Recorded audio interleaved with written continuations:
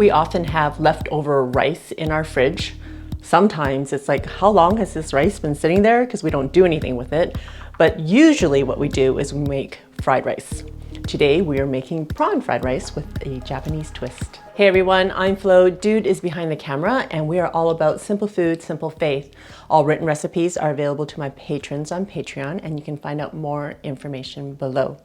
Today we are starting with 3 cups of leftover rice, and it is always best to make fried rice with leftover rice because you don't want it to get too mushy. If it's wet from being freshly cooked, it actually makes for a mushy fried rice, and you don't really want that. It absorbs all the flavors without getting soggy in your fried rice. It's also best to get all of your ingredients ready to go because the cooking part of fried rice is super fast, and you want to have all your ingredients together because I'm using my wok today, so the wok is going to be like steaming hot the whole entire time, and it does not like to wait for long periods of time in between ingredients. I have half an onion that I'm going to chop up.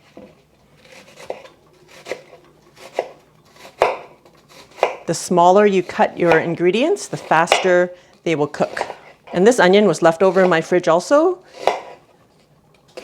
And that's what I mean by leftover fried rice, or fried rice is great with leftovers because really it's just using leftover items that you have in your fridge.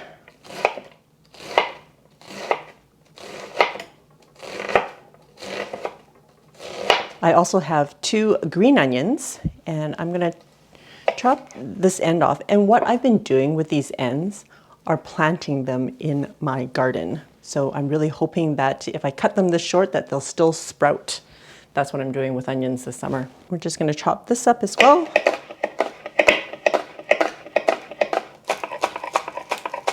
I have a thumb size piece of ginger. See? It is thumb size. Whoa, weird. Anyways, it's gonna give you about 2 teaspoons of grated ginger. It's hard to measure ginger. Well, that's a great thing about cooking. It's like you don't have to be super precise in your measurements. If you like more ginger, add more ginger. It doesn't have to be thumb size. It could be a bruised thumb size. I know, you can't be bothered. Yep, can't be bothered. I also have some prawns here. It's about 6 ounces, and I have, I think, 8 large prawns.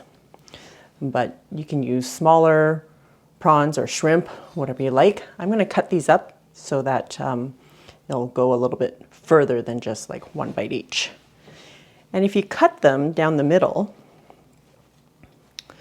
they will spiral. I don't know if they'll spiral now that I'm cutting it into smaller pieces. They're kind of cool when they have that curly shape. Seasoning the shrimp, prawns pieces. And I'm going to crack 3 eggs into a bowl. Okay, and we're going to lightly beat the eggs. And I think that's it. All the ingredients are prepped. And I have about half a cup of shelled soybeans. These are also called edamame beans. This is like medium-high heat. Okay, when your wok starts smoking, you can add about a tablespoon of vegetable oil, canola oil, just some neutral oil. And get your eggs in there.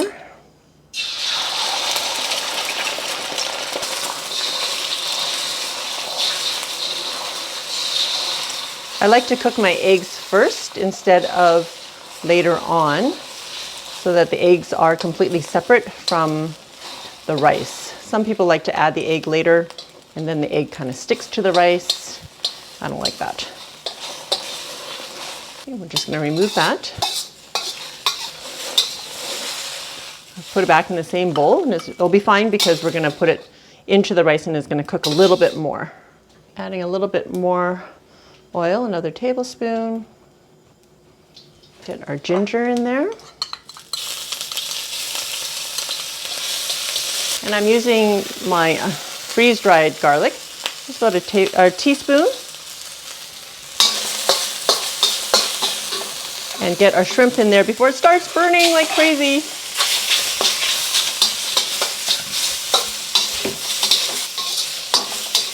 And then I'm just gonna put them on top of the egg.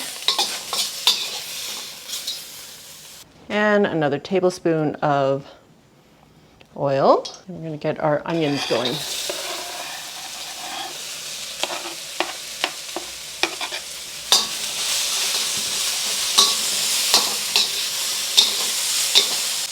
Okay, so it's been about a minute or so. And you can cook the onions to the texture that you like. So this is not completely cooked through. It's got a little bit of bite to it still. Now I'm gonna add my rice. And I have about 3 cups of rice here.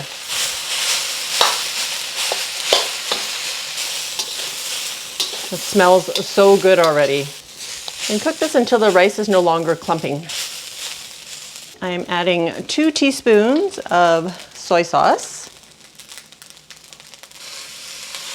Throw our edamame beans in now because they're frozen. It won't take long for the beans to heat through. Now I'm going to put the shrimp and the eggs back in. You can break up the egg a little bit. Down to the bottom of my oyster sauce. So I'm going to add about a tablespoon, whoops, of this. Mix that up well. Okay, at this point I'm going to turn off the heat, add most of the green onion, save a little bit for garnish at the end. And at this point, I'm also going to add a drizzle of sesame oil, maybe about a teaspoon. Oh, it smells so yummy. Okay. We're going to top it with some Japanese mayo.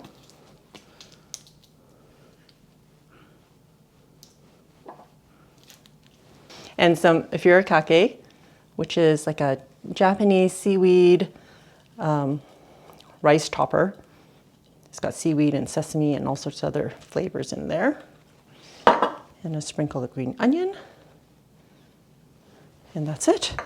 Are you all ready for? Taste.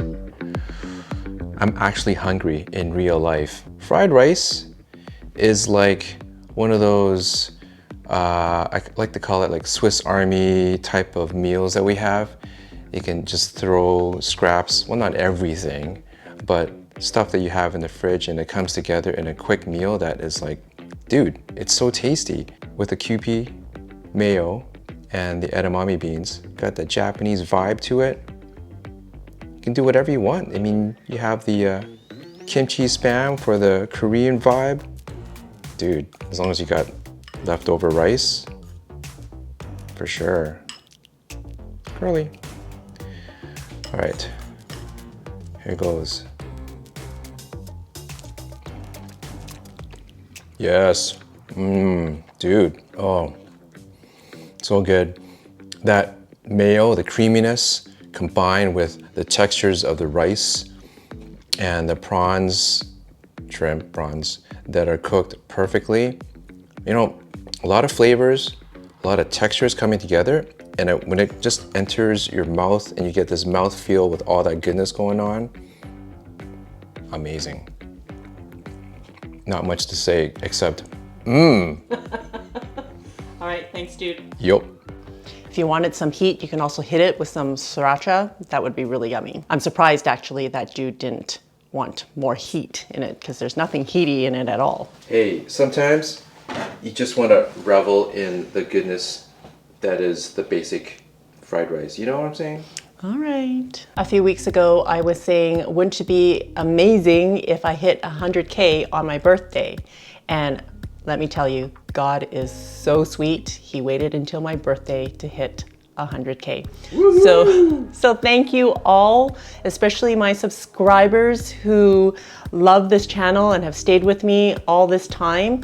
We have, hit 100K. It's just amazing. I can't even believe it that there are so many people that enjoy watching our channel. So thank you. For more simple Asian recipes, I'll see you over there.